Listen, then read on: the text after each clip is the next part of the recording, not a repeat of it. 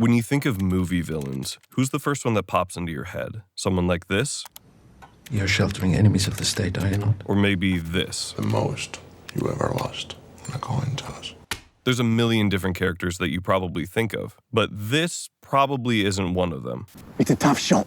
His looks to be the size of a small pepper. Villains are simply defined as characters whose evil actions or motives are important to the plot. And what would we define as evil or profoundly immoral and wicked? Well, let me tell you. Today, I want to explain to you all how this can turn into a horrifying villain, able to commit one of the most immoral crimes and somehow still not be portrayed as the quote-unquote bad guy, according to the character himself. And to do that, we're going to have to start at the beginning. I'm Nightmare Movies, and this is 2013's The Dirties.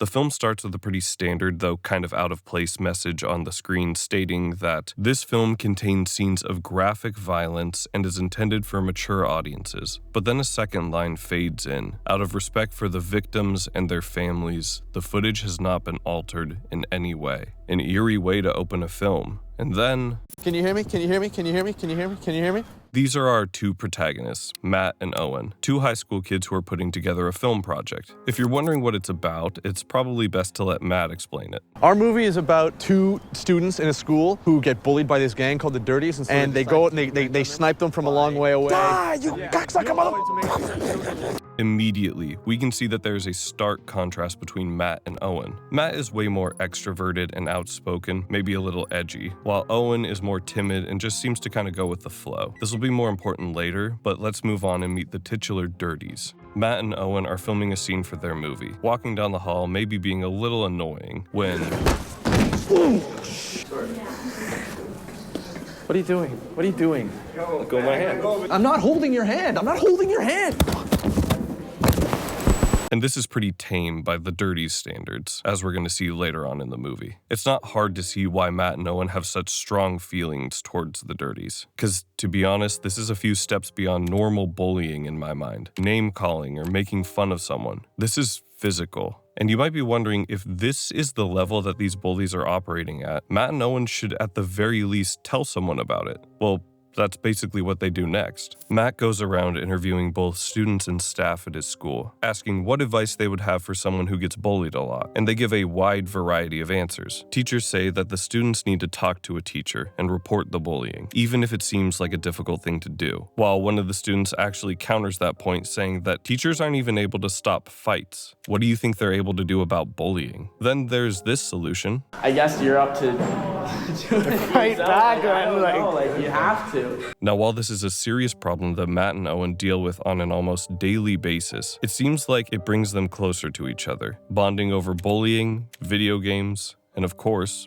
movies. And you can see that reflected in their film class project. The only problem with it right now is that Matt has taken on the burden of playing characters of both genders. Quite a task for one man. So he suggests to Owen that they trick one of their classmates, Chrissy, into reading lines that they need and putting her in the movie without her permission. The next day, after Chrissy and her partners have presented their own project, Matt executes the plan flawlessly. But I don't think she'd like to be a part of whatever this is exactly. Owen agrees, but not just to avoid the embarrassment of, again, being in this. It turns out that Owen has a crush on Chrissy. But not only that, in 3rd grade, Chrissy's friend actually gave Owen a note from her, expressing that she liked him. And you know, that would be reason enough for me, but Matt needs proof. So... If we put a microphone on her locker, and then we'll get Owen to walk by, and then she'll say either, "Oh my God, there goes Owen," or "This get him out of there." It's certainly a plan, and it goes better than you probably think. After a couple of walk-bys, Owen catches their attention and they laugh. And you know, when I was 16, I probably would have called that a win too. But enough with the side quests for now. They have a movie to get back to. They're putting together one of those classic meeting scenes with their film teacher. You know, the ones where they have to hand in their badges, stop pursuing the Dirties, and...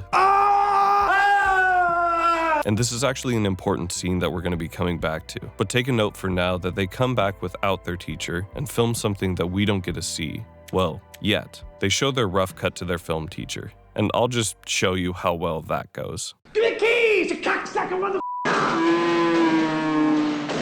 Now, Obviously, this isn't what their teacher agreed to. He's rightfully upset with Owen and Matt, and again, rightfully, tells them that they need to tone down the violence, the swearing, and in Matt's words, gut the film. Matt specifically is agitated with this, but ultimately is just a student, so he has to do what his teacher says. And now, with their film ruined, they are then forced to show it to their classmates, the Dirties themselves. And I'll say this, it doesn't help Matt nor Owen become any less of a target for them. Even during the screening, Matt can't be saved from insults. He stands up, leaves, and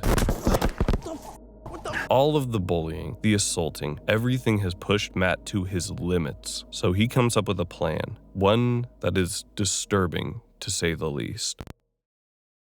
I think Matt does a better job explaining this than me. What we should have done is just actually shot those guys. If we actually went with real guns and actually killed only the bad guys, but we just blew them away. So this is their plan. Film a movie where they go and actually kill the Dirties. And if you're gonna shoot a movie, you of course need costumes.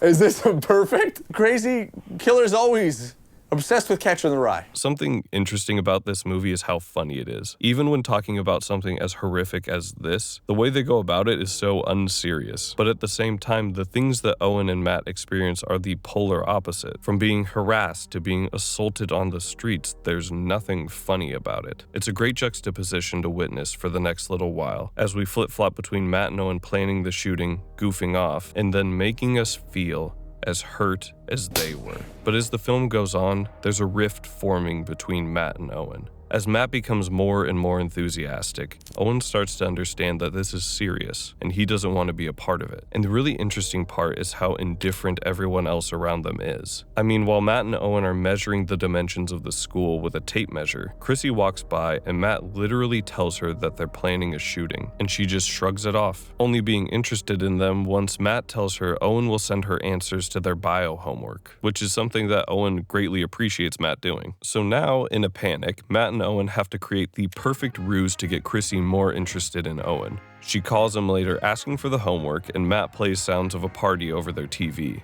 acting cool and popular for his crush, and you know what, it works. The next day, Chrissy passes them in the hallway and says hi to Owen, a huge win for sure. And say what you want about Matt, his plans work. And even Owen knows this, asking Matt to come up with another genius plan to help him win over Chrissy. Unfortunately though, Matt is gonna go hang out with his cousin and go shoot guns. But that's not gonna deter Owen. He says he's gonna tag along. He has to get Chrissy to like him. So they head out and we get yet another montage. Matt and Owen fire a bunch of guns, light off fireworks, hitting Owen with one, and head out to a party to further develop their make Chrissy fall for Owen plan. And what is that next step?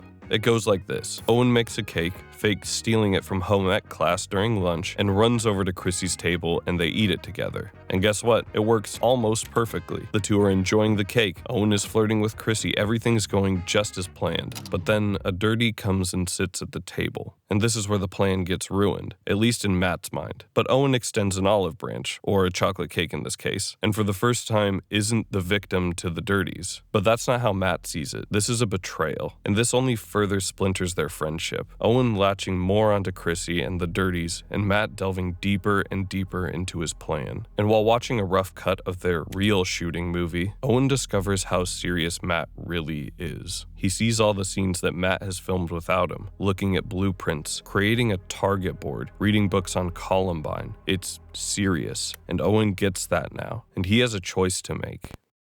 Owen is confused and concerned, and he tells Matt that he doesn't know when he's acting and when he's not. Matt tells him that he never is. He's never acting. This is just who he is. And in one final fight, Owen abandons Matt, leaving him all alone, and with a choice of his own to make. And you know what? Matt wasn't lying. He's never acting. It's time. He enters the school early, carrying a duffel bag, and wearing a shirt that says, "We're just here for the bad guys." He sets up a couple of GoPros in the hallway and waits for school to start. And once it does, there's no turning back. He walks up to one of the Dirties, shakes his hand, and shoots him in the side, mocking him just like they did to him. His friend tries to run, but he doesn't get too far. Matt shoots him in the back, and as his body hits the ground, all of the other students run. And when they do, Matt yells, "It's okay, he's only here for the bad guys." But that's when he spots Owen. Matt follows him through the halls until he finally corners him in an empty classroom. Owen is trapped, and Matt asks him what he's doing. He says, "It's me," and that is the Dirties. But now we're going to talk about Matt. Now, Matt is a fascinating villain, and yes, he is a villain, not an anti-hero. Nothing he does is even remotely heroic. He is our villain protagonist, but he's an extremely well-explored one, and obviously one that people give some sympathy to. And he is also an incredible contrast to Owen, and we're going to talk about both of them to understand each character better. This film is almost evenly split between the stories of Matt and Owen, probably slightly skewed to Matt's favor, so let's start with him. At first, like I said in the beginning, he's shown to be a really outgoing and extroverted kid. Maybe a little on the odd side, maybe a little too edgy, and maybe a little sociopathic. He's impulsive, lacks remorse, especially when it comes to the Dirties. If you pay attention throughout the film, you can notice multiple times where Matt manipulates the people around him, and sometimes even hurts them, and doesn't show any remorse. From tricking his film teacher into being in their movie, and then changing the context of it, to even something as little as him actually poking fun at Owen's introverted tendencies or shooting him with a firework. But there's more to it than just being a quote-unquote bully in his own way. He's constantly disturbing the peace, not bullying kids, just kind of being a nuisance, trying to make his own movie. He also lacks a filter, like in the multiple instances where he tells other students that he's going to shoot up the school, or even in some of the edgier jokes that he finds really funny that Owen finds uncomfortable. And now this is just speculation, but just go with me for a minute. You have a kid who likes movies a little too much and is a little loud and doesn't have a filter. At a young age, he's probably not making friends with most people because they find him annoying or they just don't understand his interests. And as he grows up, he becomes more sequestered from his peers, becoming an easy target for bullying. And man, does he get bullied a lot. Violently, I mean. He's knocked down, thrashed around, and beat up. It's brutal, honestly. And it's probably the main reason why he's not seen as the quote-unquote bad guy by the end. He doesn't even view himself that way. He literally comes to school wearing a t-shirt that says, "We're just here for the bad guys." And in his mind, he stays true to that motto. The people he kills are the same kids that were abusing him and Owen, no one else. And if you want to see another interesting way that Matt views himself, that's actually connected to him being a cinephile, one of the shirts he's seen wearing around throughout the film is a direct reference to another school shooting film called Elephant. An innocent kid, a victim to senseless violence. And to be fair, Matt is a victim. I'm not saying he isn't, but I can't say that what he does is justifiable, even if, in a twisted way, we understand why he did it. But this is where I want to talk about Owen, because Owen faces the exact same problems as Matt. The difference is that Owen grows. Even though Owen's being manipulated by Matt, which again highlights his impeccable ability for understanding people and how to use them, Matt doesn't even view them as people. When Matt talks about the Dirties, and even Chrissy at points, there's this superiority complex he has. These people are beneath him, whether it's because of what they did to him, or Matt just genuinely believing he's smarter than them. But you know, this isn't ever shown in some mustache-twirling villain kind of way. It's shown through the perspective of a kid. And that's what makes him such a sympathetic character, but at the same time a horrifying villain. The way he manipulates all of the other characters, and even us, the audience. You feel for Matt. You can even understand why he did what he did. He doesn't hurt anyone who didn't hurt him, but even in doing that, I just can't agree that he's in the right. He's without a doubt the villain, but at least in his mind, he may not be the bad guy. The ending of this film is left ambiguous, and I think that's a smart choice. You're left with a bunch of questions. Is Owen just another dirty to him? Does he kill Owen or does he not? And it's believed by a lot of people that he does, because Owen isn't just an old friend or someone who betrayed him. He was the voice of reason in Matt's life. And at this point, there's none of that left. No reason to do anything else but kill the Dirties. And we never get to know what would have happened if he didn't. Well, not in this version anyway. You can actually find one of the alternate endings that they shot, and I think it really shows how good of an ending that this film has. It plays out in a similar way, with Matt entering the school with a duffel bag full of guns, except he spots Owen in the hallway before he starts shooting. He begs Owen to leave, but Owen is just confused, and it's too late now, so Matt hollers at one of the Dirties, telling him sweatpants are out.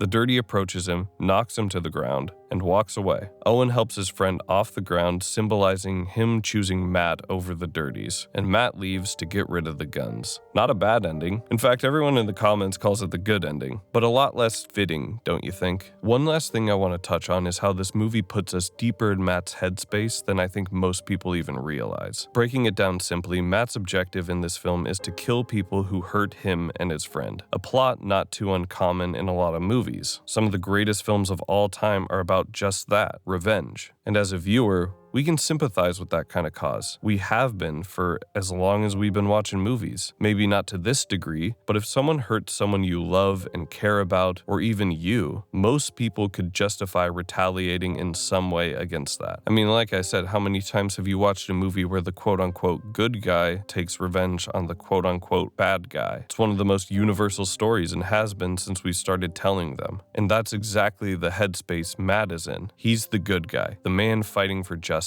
and the Dirties, the bullies. And that's what this movie does so brilliantly. Taking that type of story and putting it in a situation where it isn't so noble and good to just kill the bad guys. I think it's really cool and interesting how this random indie film made by two dudes for $10,000 can create such thought-provoking conversations, or at least an interesting YouTube video. The Dirties is a great little movie, one that I have loved for a long time, and I hope you all do as well. Thanks for watching. Don't forget to subscribe, and I'm Nightmare Movies, and I'll see you all next time.